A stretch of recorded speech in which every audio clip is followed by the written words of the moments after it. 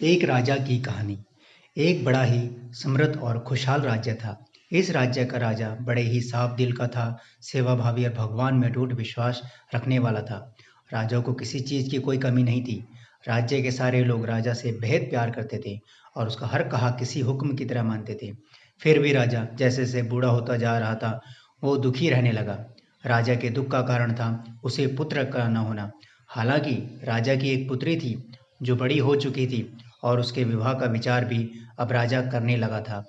राजा अपने बुढ़ापे में संन्यास लेकर प्रभु भक्ति करना चाहता था, लेकिन उसके सामने सबसे बड़ी समस्या यही थी कि राज्य की बागडोर किसे सौंपी जाए। एक रात इसी चिंता में राजा काफ़ी देर तक भगवान का नाम जपते जपते सो गया। उस रात राजा को सपने में भगवान का साक्षात्कार हुआ और उसे उसकी सारी समस्याओं का समाधान मिल गया। सवेरे उठते ही राजा ने बड़े प्रसन्न मन से एक सभा बुलाई और ऐलान कर दिया कि उसके महल के दरवाजे पर जो भी पहला आदमी आएगा उसी से राजकुमारी की शादी की जाएगी और उसे ही राज्य का राजा घोषित किया जाएगा। सभी लोग जो सभा में मौजूद थे, राजा का ऐसा अजीब ऐलान सुनकर काफ़ी अचंभित हुए। लेकिन सभी लोग जानते थे कि राजा बिना बात के ऐसा कोई भी मूर्खतापूर्ण काम नहीं करेगा। इसलिए उन्होंने राजा को ऐसा करने का कारण पूछा। राजा ने अपने रात के सपने के बारे में बताया तो सबके मन का संदेह दूर हो गया। राजा के ऐलान कर तुरंत पालन किया गया और थोड़ी ही देर बाद सैनिक एक युवक को सभा में लेकर आए जो मैले पुराने कपड़े पहने हुआ था। राजा ऐलान के अनुसार गरीबों को राजा बना दिया गया। राजकुमारी से उसकी शादी भी कर दी गई।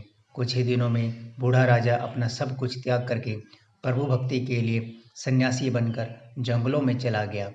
धीरे धीरे नए राजा ने राज्य का सारा भार संभाल लिया और बड़े अच्छे से शासन करने लगा। राजमहल में एक गुप्त कमरा था जिसके दरवाजे पर एक बड़ा सा ताला लगा रहता था और इस ताले की चाबी नया राजा हमेशा अपने पास संभाल कर रखता था। हर हफ्ते एक दिन राजा उस कमरे का ताला खोलता और आधे एक घंटा उसमें बिताने के बाद फिर से उसे ताला लगा देता। उस चाबी को राजा कभी किसी को छूने भी नहीं देता था। अगर कोई उसे छूने की कोशिश करता तो राजा गुस्सा हो जाता। सेनापति, खजांची और सभी मंत्री बड़ी जिज्ञासा के साथ उस कमरे में क्या हो सकता है ये जानना चाहते थे।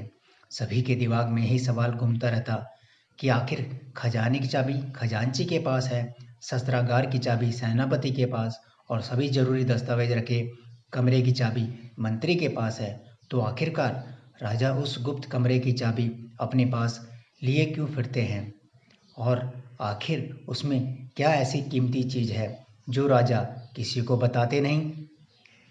इन सभी के लाख कोशिशों के बाद भी राजा ने कभी भी उन्हें उस कमरे में क्या है उसके बारे में नहीं बताया। इन सभी ने जाकर इस बात की खबर रानी के कानों तक पहुंचा दी। रानी को भी जिज्ञासा हुई कि ऐसी कौन सी रहस्यमयी बात है जिसे राजा अपनी धर्मपत्नी से भी छुपा रहे हैं। रानी ने राजा से उस रहस्य को जानने के लिए हट पकड़ लिया। रानी ने खाना पीना सब त्याग दिया। आखिरकार स्त्री हट के आगे राजा को हार माननी पड़ी।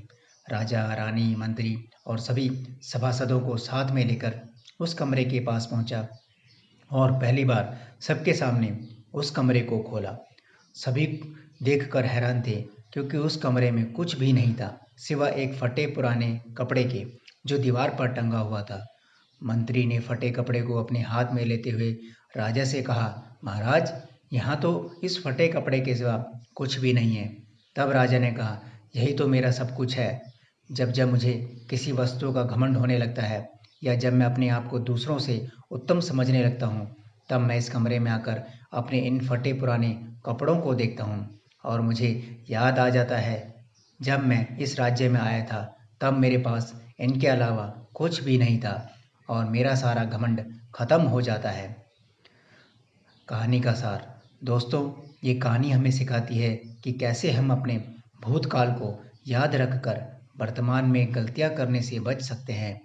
समय हमेशा बदलता है, इसलिए हमें ये हमेशा याद रखना चाहिए कि अगर आज हमारे पास सब कुछ है तो वो हमेशा नहीं रहने वाला। इसलिए हमें हमेशा नम्र बने रहना चाहिए।